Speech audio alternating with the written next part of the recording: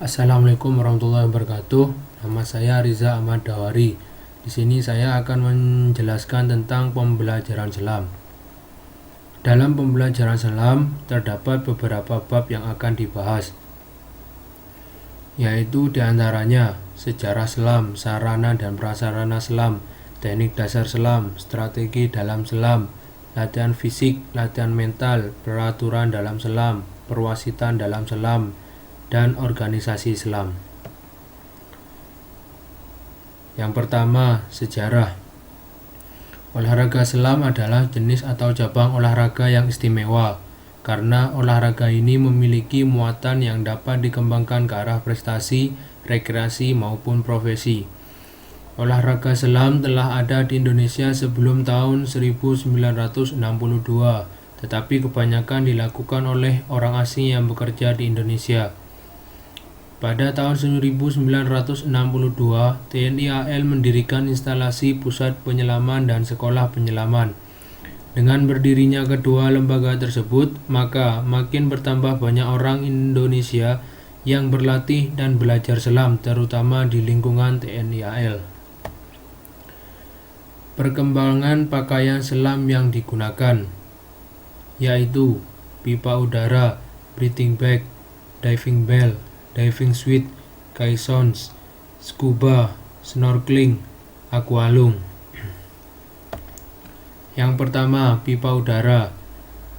Penyelam zaman dulu hanya memikirkan bahwa panjangnya pipa udara adalah sangat penting dalam penyelaman. Banyak desain yang memakai pipa panjang yang fleksibel dengan bagian atas mengapung. 2. Breathing bag. Lukisan Assyria pada abad 9 sebelum Masehi menggambarkan seorang penyelam menggunakan tangki udara terbuat dari kulit. Namun, penafsiran lain menjelaskan bahwa itu adalah perenang yang menggunakan tangki udara untuk mengapung di air. 3. Diving bell. Sekitar tahun 1500 sampai 1800, lonceng selam telah berkembang sehingga penyelam dapat menyelam dalam hitungan jam. Lonceng selam adalah peralatan berbentuk bel di mana dasarnya terbuka di dalam laut. 4. Diving suit. Pada tahun 1715, seorang Inggris bernama John Lethbridge mengembangkan baju selam. Pertama kali ia menciptakan sebuah tong dari kayu yang dilapisi kulit, juga dilengkapi dengan kaca di bagian depan dan lubang untuk lengan. Dengan menggunakan peralatan ini, penyelam bisa melakukan tugasnya. 5. Caissons. Pada saat yang sama dalam pengembangan pakaian selam, para penemu bekerja keras untuk mengembangkan lonceng selam dengan meningkatkan ukuran dan menambah kapasitas pompa udara sehingga dapat menjaga tekanan udara dan mengeluarkan air di dalam lonceng. 6. Scuba atau self-contained breathing apparatus. Peralatan selam yang dikembangkan John Dan Aguship memang memberikan penyelam waktu yang lama dalam air, tetapi mobilitas sangat kurang. Para penemu mencari metode lain tanpa menurunkan tingkat bahaya. Solusi terbaik adalah menyediakan suatu alat suplai udara yang dapat dibawa. 7. Snorkeling. Snorkeling adalah cara yang paling sederhana untuk berenang dalam air kalau ingin mempelajari kehidupan air dan tanaman. Tak dibutuhkan peralatan yang kompleks, tetapi kau harus dalam keadaan yang cukup fit dan memahami teknik selam yang cukup mendalam.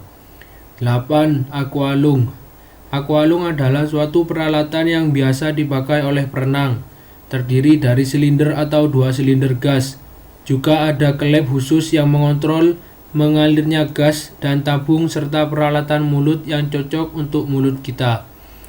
Yang lain sama saja dengan apa yang digunakan oleh penyelam snorkel, meskipun memang berbeda karena penyelam menggunakan baju basah khusus agar mereka tetap hangat dalam air yang dingin.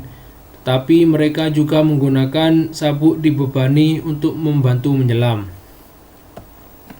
Yang kedua, sarana prasarana. Sarana yang dipakai dalam selam. 1. Masker. 2. Snorkel. 3. Fin dan boots. 4. Rompi apung. 5. Pakaian selam atau wetsuit. 6. Sabuk pemberat atau white belt. 7. Pisau selam. 8. Sarung tangan. 9. Tas selam atau gear bag. Peralatan tambahan. 1. Peralatan scuba. 2. Pengukur kedalaman. 3. Kompas. 4. Jam selam. 5. Cairan antifo. Prasarana dalam selam. Prasarana dalam selam ada 2, yaitu 1. Laut. 2. Kolam diving. 3. Teknik dasar. Penyelam pemula memang merasakan takut, senang, grogi, antara bisa dan tidak, malu-malu tapi mau. Maka dari itu, untuk memperkuat keinginan Anda belajar tentang penyelaman perdana, perlu diperhatikan beberapa teknik pengendalian diri berikut ini. 1. Tenang dan yakin. 2. Melakukan prosedur entry yang benar. 3. Ikuti petunjuk yang diberikan instruktur. 4. Lakukan pergerakan tubuh yang benar. 5. Equalizing saat turun. 6. Jangan merasa takut dan nikmati. 7. Lulus uji sertifikasi. 4. Strategi. Sebelum melakukan penyelaman, penyelam harus melakukan inspeksi terhadap peralatan yang digunakan. Peralatannya harus standar, tidak boleh sembarangan dan nyaman dipakai. Persiapan peralatan sebelum menyelam. 1. Tabung selam. 2. Harness strap dan backpack. 3. Breathing hose atau selang. 4. Regulator dan cara merakit ke tabung. 5. Buoyancy kompensator. 6. Masker. 7. Fin. 8. Pisau selam. 9. Snorkel. 10. Sabuk pemberat. 11. Jam selam. 12. Tolok kedalaman dan kompas. 5. Latihan fisik. Latihan fisik merupakan aktivitas yang dilakukan seseorang untuk meningkatkan atau memelihara kebugaran tubuh.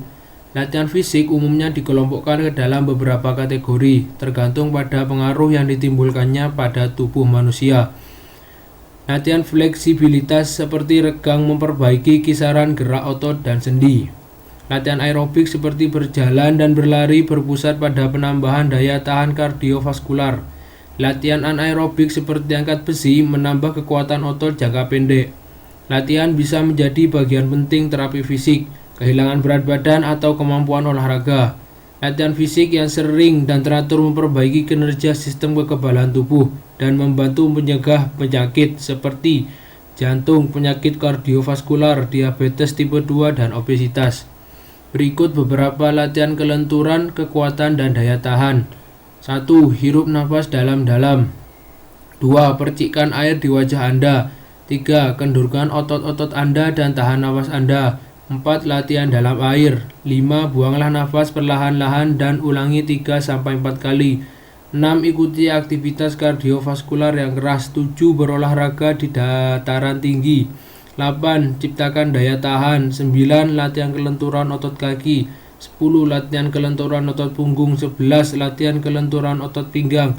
12. Latihan untuk daya tahan jantung dengan paru-paru.